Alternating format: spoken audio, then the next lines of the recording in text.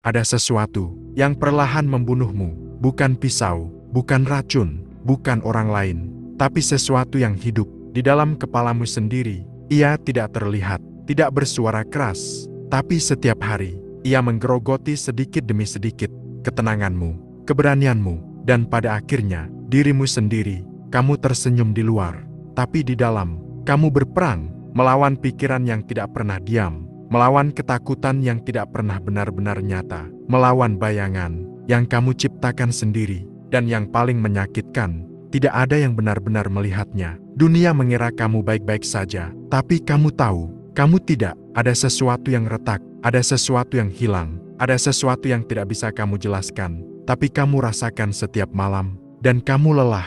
Lelah berpura-pura kuat, lelah mencoba mengerti semuanya, lelah menjadi dirimu sendiri. Ini bukan sekadar kecemasan, ini adalah perang antara dirimu dan pikiranmu sendiri. Dan dalam perang ini, tidak ada tempat untuk bersembunyi, karena kemanapun kamu lari, ia akan selalu ikut. Tapi dengarkan ini, mungkin semua rasa sakit ini bukan untuk menghancurkanmu. Mungkin ini adalah panggilan, panggilan untuk berhenti lari, panggilan untuk melihat ke dalam, panggilan untuk menghadapi apa yang selama ini kamu hindari. Karena jawaban yang kamu cari di luar sana tidak pernah benar-benar ada di sana. Ia ada di tempat yang paling kamu takuti, di dalam dirimu sendiri. 1. Takut akan hal yang belum terjadi. Di suatu malam yang sunyi, ketika semua orang tertidur, kamu masih terjaga, bukan karena kamu tidak lelah, tapi karena pikiranmu tidak mengizinkanmu untuk beristirahat. Kamu berbaring, menatap langit-langit, dan tanpa kamu sadari, kamu sedang menciptakan neraka di dalam kepalamu sendiri. Skenario demi skenario, kegagalan demi kegagalan, kehancuran demi kehancuran. Padahal, belum ada yang terjadi, tapi tubuhmu sudah bereaksi, seolah semuanya nyata. Jantungmu berdegup lebih cepat, napasmu tidak teratur, dan ada rasa sesak yang tidak bisa kamu jelaskan. Inilah ironi terbesar manusia. Kita diberikan imajinasi, tapi kita menggunakannya untuk menyiksa diri sendiri. Kamu takut gagal, padahal kamu belum mencoba. Kamu takut ditolak, padahal kamu belum melangkah.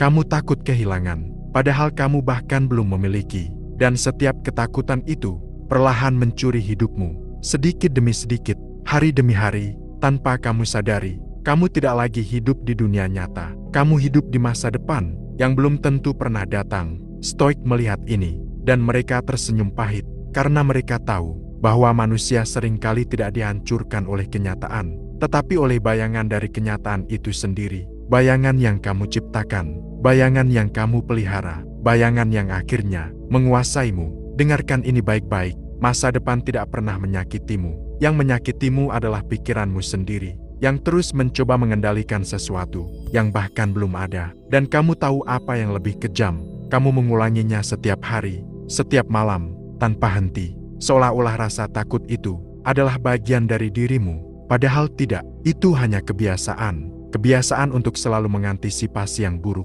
Kebiasaan untuk selalu bersiap pada kehancuran. Dan kebiasaan itu bisa dihentikan, tapi tidak dengan cara yang lembut. Kamu harus menampar dirimu sendiri dengan kesadaran. Tanyakan ini sekarang. Apa yang benar-benar terjadi saat ini? Bukan besok, bukan minggu depan, bukan kemungkinan terburuk. Sekarang. Jika jawabannya adalah tidak ada bahaya nyata, maka semua ketakutan itu adalah ilusi, dan kamu telah membiarkan ilusi itu mengendalikan hidupmu. Penyembuhan bukan berarti kamu tidak takut. Penyembuhan adalah ketika kamu berkata, "Aku tetap akan melangkah, meskipun pikiranku mencoba menghentikanku." Karena keberanian bukan tidak adanya rasa takut. Keberanian adalah tetap berjalan di tengah ketakutan itu. 2. Ketergantungan pada penilaian orang lain. Lihat dirimu baik-baik. Berapa banyak keputusan dalam hidupmu yang benar-benar milikmu, dan berapa banyak yang kamu ambil hanya karena takut dinilai. Kamu tersenyum, bukan karena bahagia, tapi karena ingin terlihat baik. Kamu diam, bukan karena tidak punya suara, tapi karena takut salah. Kamu menahan dirimu karena kamu takut tidak diterima, dan perlahan kamu menghilang, bukan secara fisik, tapi secara jiwa. Kamu menjadi seseorang yang bahkan tidak kamu kenali lagi. Inilah penyakit yang paling halus, tapi paling mematikan. Kamu tidak lagi hidup, kamu hanya menampilkan versi dirimu yang bisa diterima oleh orang lain, dan kamu menyebut itu hidup. Padahal itu penjara, penjara tanpa jeruji, penjara tanpa kunci, penjara yang kamu bangun sendiri dari opini orang lain. Stoik akan berkata dengan dingin, jika kamu membutuhkan pengakuan orang lain untuk merasa berharga, maka kamu telah menyerahkan hidupmu kepada mereka. Dan itu bukan metafora, itu kenyataan. Setiap kali kamu menunggu validasi, kamu sedang memberi orang lain kendali atas emosimu. Mereka bisa membuatmu bahagia, mereka bisa membuatmu hancur, hanya dengan satu kata, satu komentar, satu penilaian, dan kamu membiarkannya. Kamu mungkin tidak sadar, tapi kamu sedang hidup sebagai budak, budak dari ekspektasi, budak dari standar yang bukan milikmu, budak dari dunia yang bahkan tidak peduli padamu. Dan yang paling menyakitkan, orang-orang yang kamu coba puaskan, bahkan tidak memikirkanmu sebanyak itu. Mereka sibuk dengan hidup mereka sendiri, tapi kamu mengorbankan hidupmu untuk mereka. Ini kenyataan yang pahit dan mungkin menyakitkan untuk diterima. Tapi dengarkan ini, kamu tidak dilahirkan untuk disukai semua orang. Kamu dilahirkan untuk menjadi dirimu sendiri. Dan itu berarti akan ada yang tidak suka, akan ada yang menolak, akan ada yang menghakimi. Dan itu normal. Penyembuhan dimulai saat kamu berani berkata, aku tidak butuh semua orang untuk mengerti aku. Aku tidak butuh semua orang untuk menyukaiku. Aku hanya butuh menjadi jujur pada diriku sendiri. Karena pada akhirnya, lebih baik kamu dibenci karena menjadi dirimu sendiri. 3. Overthinking yang tak berujung. Kepalamu tidak pernah sunyi, bahkan saat dunia diam. Pikiranmu tetap berisik, seperti mesin yang tidak pernah dimatikan, seperti suara yang terus berbicara tanpa henti. Kamu memikirkan masa lalu, kamu memikirkan masa depan, kamu memikirkan hal-hal kecil, seolah itu akan menentukan hidupmu. Dan semakin kamu berpikir, semakin kamu tenggelam. Kamu bilang kamu ingin menemukan jawaban, tapi yang terjadi, kamu hanya menciptakan lebih banyak pertanyaan. Ini bukan berpikir, ini terjebak dalam labirin pikiranmu sendiri. Dan yang lebih kejam, kamu adalah arsiteknya. Kamu menciptakan jalan buntu, kamu menciptakan kebingungan, kamu menciptakan rasa takut, lalu tersesat di dalamnya. Stoik melihat ini dengan sangat jelas. Mereka tahu bahwa tidak semua pikiran layak untuk dipercaya, tapi kamu mempercayai semuanya. Setiap ketakutan, setiap keraguan, setiap kemungkinan buruk, seolah-olah pikiranmu selalu benar. Padahal tidak, pikiranmu seringkali adalah pembohong terbaik yang pernah kamu miliki. Ia akan mengatakan kamu tidak cukup baik. Ia akan mengatakan kamu akan gagal. Ia akan mengatakan semuanya akan hancur. Dan kamu mempercayainya tanpa pertanyaan. Inilah yang membuatmu lelah. Bukan hidup, bukan dunia, tapi isi kepalamu sendiri. Penyembuhan tidak datang dari menemukan semua jawaban. Penyembuhan datang dari berhenti bertanya, berhenti mencoba mengendalikan segalanya, berhenti mencoba memahami semuanya. Karena tidak semua hal harus dimengerti. Kadang, ketenangan datang saat kamu berkata, cukup berpikir, cukup menganalisis, cukup menyiksa diri sendiri. Dan untuk pertama kalinya, kamu memilih untuk diam. Bukan diam karena menyerah, tapi diam karena sadar bahwa tidak semua suara di kepalamu adalah kebenaran. Dan di dalam keheningan itu, kamu akhirnya menemukan sesuatu yang selama ini hilang, dirimu sendiri. 4. Ketakutan kehilangan kendali. Kamu ingin semuanya pasti. Kamu ingin hidup berjalan sesuai rencana, sesuai harapan, sesuai skenario yang sudah kamu tulis rapi di kepalamu. Tapi hidup tidak pernah membaca rencana itu. Dan disitulah semuanya mulai retak. Kamu mulai cemas, bukan karena hidup itu buruk, tapi karena hidup tidak bisa kamu kendalikan. Kamu ingin tahu apa yang akan terjadi besok. Kamu ingin memastikan tidak ada yang salah.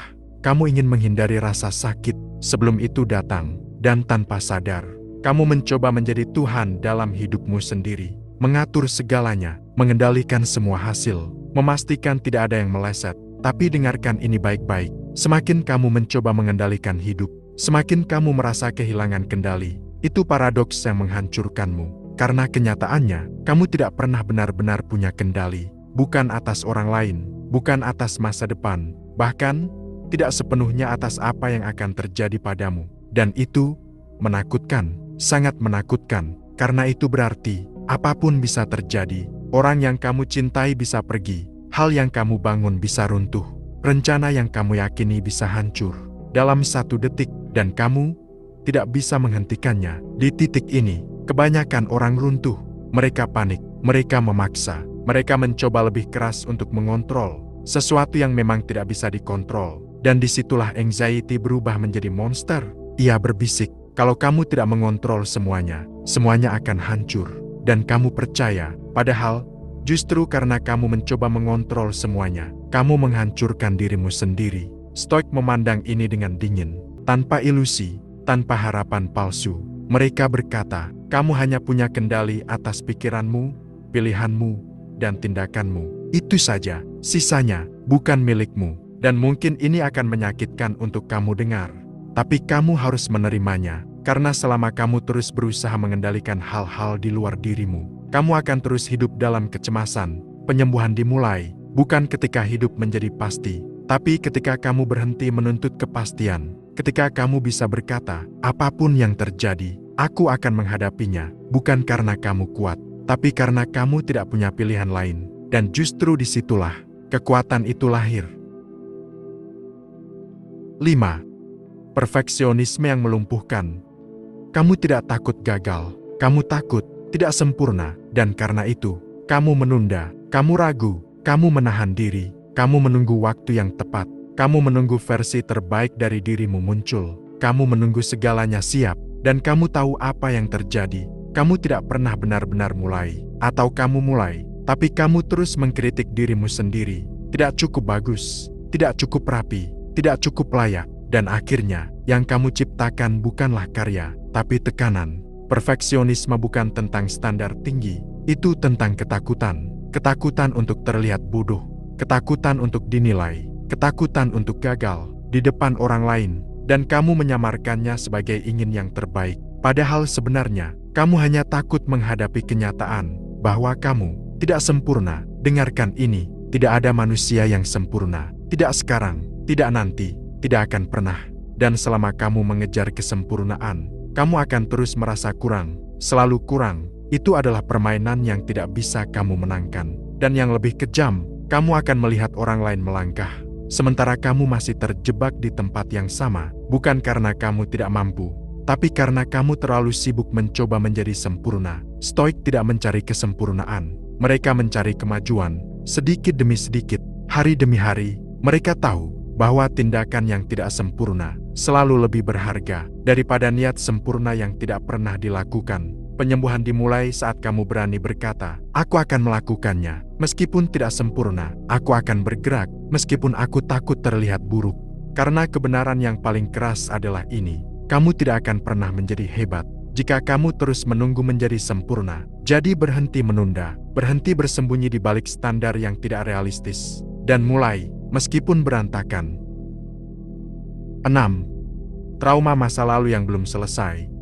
Ada bagian dari dirimu yang masih hidup di masa lalu, meskipun tubuhmu ada di sini, jiwamu masih tertinggal di sana, di momen yang menyakitkan, di kata-kata yang melukai, di kejadian yang tidak pernah kamu pilih, tapi harus kamu jalani, dan kamu mencoba melupakannya. Kamu berpura-pura kuat, kamu bilang aku sudah baik-baik saja, tapi tubuhmu tidak pernah benar-benar lupa. Ia menyimpan semuanya, dalam bentuk ketakutan, dalam bentuk kecemasan, dalam bentuk reaksi yang bahkan tidak kamu pahami. Kamu merasa gelisah, tanpa alasan jelas. Kamu takut, tanpa tahu kenapa. Kamu menjauh, bahkan dari hal-hal yang sebenarnya tidak berbahaya. Dan kamu bertanya-tanya, ada apa denganku? Jawabannya sederhana, ada luka yang belum kamu sembuhkan. Dan luka itu tidak akan hilang hanya karena kamu mengabaikannya. Ia akan tetap di sana, diam, menunggu, sampai suatu hari, ia muncul kembali lebih kuat, lebih gelap, lebih menyakitkan. Stoik tidak menyangkal rasa sakit. Mereka menghadapinya karena mereka tahu apa yang kamu hindari akan mengendalikanmu, dan apa yang kamu hadapi akan membebaskanmu. Tapi menghadapi masa lalu bukan hal yang mudah. Itu berarti kamu harus melihat kembali luka yang ingin kamu lupakan. Itu berarti kamu harus merasakan kembali rasa sakit yang selama ini kamu tekan. Dan itu menakutkan, sangat menakutkan. Tapi dengarkan ini, kamu tidak lagi berada di masa lalu itu. Kamu sudah melewatinya. Kamu masih di sini, masih bernapas, masih bertahan. Dan itu berarti Kamu lebih kuat dari apa yang pernah terjadi padamu. Penyembuhan bukan berarti menghapus masa lalu. Penyembuhan adalah berhenti membiarkan masa lalu, mengendalikan masa kini, dan itu dimulai dari satu hal yang paling sulit, memaafkan, bukan karena mereka pantas, tapi karena kamu pantas untuk bebas. Semua yang kamu rasakan, semua ketakutan itu, bukan tanda bahwa kamu lemah. Itu tanda bahwa kamu manusia, tapi kamu punya pilihan untuk terus hidup sebagai korban dari pikiranmu, atau menjadi seseorang yang berani menghadapi dirinya sendiri. Tidak ada jalan mudah, tidak ada solusi instan, hanya ada satu jalan, masuk lebih dalam, menghadapi semuanya, dan keluar sebagai versi dirimu yang baru. 7. Membandingkan diri dengan orang lain. Kamu melihat hidup orang lain, dan tiba-tiba hidupmu terasa salah. Scroll demi scroll, kamu melihat kebahagiaan orang lain, kesuksesan orang lain, kehidupan yang terlihat sempurna, dan tanpa kamu sadari, kamu mulai membenci hidupmu sendiri. Padahal yang kamu lihat hanya potongan kecil dari realitas mereka, tapi pikiranmu tidak peduli. Ia membandingkan versi terburuk dari dirimu dengan versi terbaik dari orang lain, dan tentu saja kamu kalah, selalu kalah.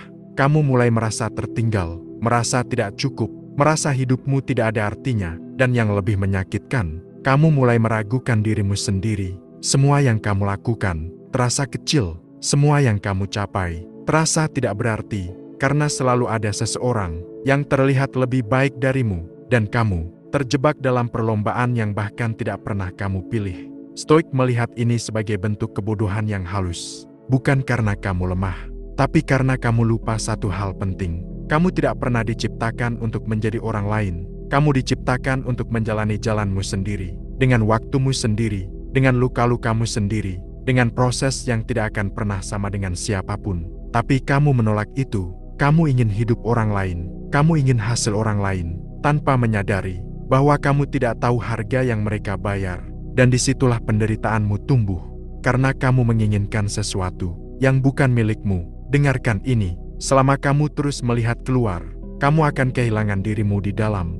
Penyembuhan dimulai saat kamu berhenti bertanya, "Kenapa aku tidak seperti mereka?" dan mulai bertanya, "Apakah aku lebih baik dari diriku yang kemarin?" Karena satu-satunya perbandingan yang masuk akal adalah dengan dirimu sendiri, bukan orang lain, bukan dunia, hanya dirimu. 8. Ketakutan akan penolakan. Kamu ingin diterima, itu wajar. Tapi kamu tidak hanya ingin diterima, kamu takut ditolak, dan ketakutan itu mengendalikan hidupmu. Kamu menahan kata-kata yang ingin kamu ucapkan. Kamu menyembunyikan dirimu yang sebenarnya. Kamu berpura-pura menjadi versi yang lebih aman. Semua itu hanya untuk menghindari satu hal, penolakan. Karena bagi kamu, ditolak terasa seperti dihancurkan, seperti tidak berharga, seperti tidak layak untuk dicintai. Dan itu sangat menyakitkan. Jadi kamu memilih jalan yang lebih aman. Kamu tidak mencoba terlalu keras. Kamu tidak terlalu jujur.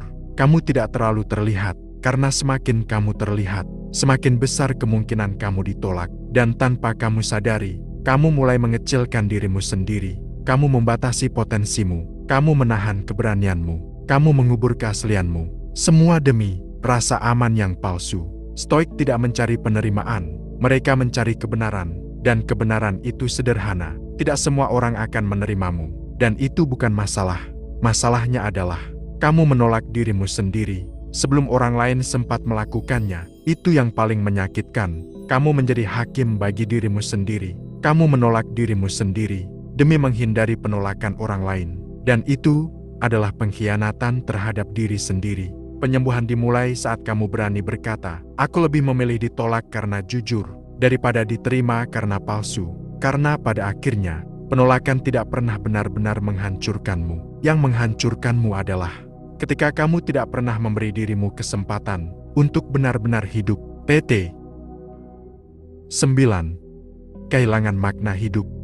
Ada titik dalam hidup di mana semuanya terasa kosong. Kamu bangun, tapi tidak ada yang benar-benar kamu nantikan. Kamu menjalani hari, tapi tidak ada yang benar-benar kamu rasakan. Kamu hidup, tapi tidak benar-benar hidup. Dan disitulah anxiety berubah menjadi sesuatu yang lebih dalam. Kekosongan, bukan rasa takut, bukan panik, tapi kehampaan yang sunyi. Seperti berjalan di dunia, tanpa tujuan, tanpa arah, tanpa makna. Kamu mulai bertanya, untuk apa semua ini?